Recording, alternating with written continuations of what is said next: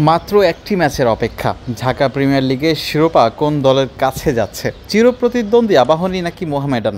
Super লিগের শেষ দিন বাকি, এখনও নিষ্পত্তি হয়নি শিরোপা কার। ঢাকা ডার্বিতে কারা এগিয়ে আছেন? পুরো টুর্নামেন্টে দাপটের সঙ্গে খেলেছে আবাহনী।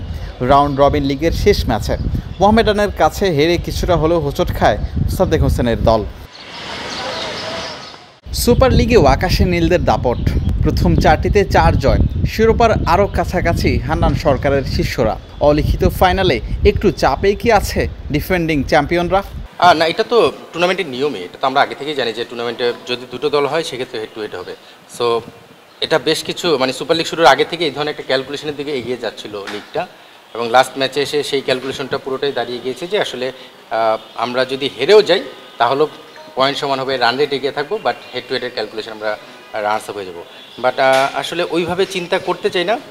টুর্নামেন্টের নিয়ম যেহেতু এটা, সেই নিয়মকে তো আর উপেক্ষা করার সুযোগ নেই। তো আমরা সেই মানসিকতা নিয়েই খেলছি, এবং আমাদের আসলে চ্যাম্পিয়নশিপের বিকল্প চিন্তা করি না। অনেস্টলি যদি আমাকে বাদ দিয়ে আপনি আমার আড়ালে যে একটা টিম বয়কে জিজ্ঞেস করেন কালকে কী হবে, ওরা এক কথায় বলবে আমরা চ্যাম্পিয়ন হবো।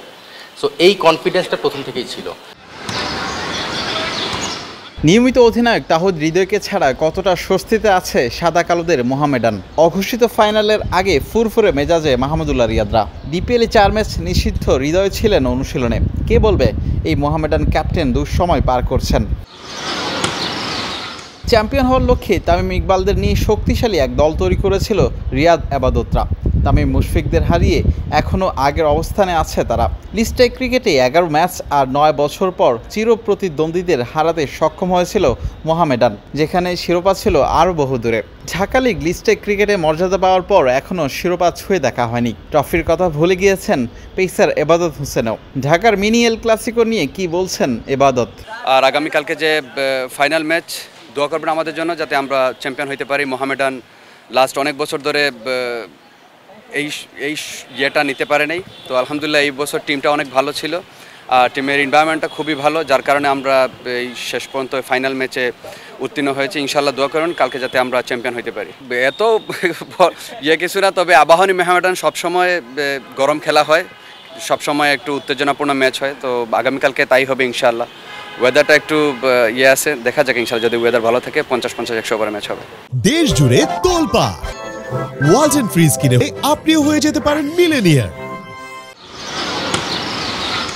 টুর্নামেন্টের শুরু থেকেই মাঠের ক্রিকেটে দুর্দান্ত ছিল দুই দলই। মঙ্গলবারের অপেক্ষা, শেষ পর্যন্ত কার হাতে উঠছে শিরোপা? ঐতিহ্যের লড়াইয়ে শেষ হাসি হাসবে কোন দল?